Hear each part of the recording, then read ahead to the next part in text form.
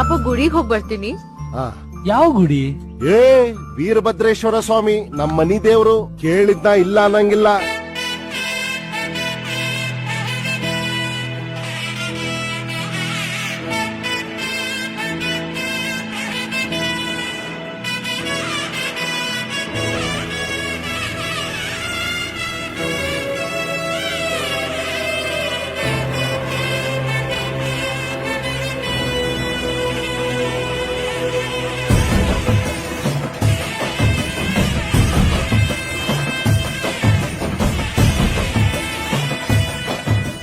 शीश गंग भालचंद्र नेत्रनाल कंठ व्यान भस्म युक्त नग्न तल जटाजूट सर्वे जनहितं प्राणं स्थापिता उंदागिसुतली परशिव शक्तिया मंत्र घोषधी बिरधू भक्ति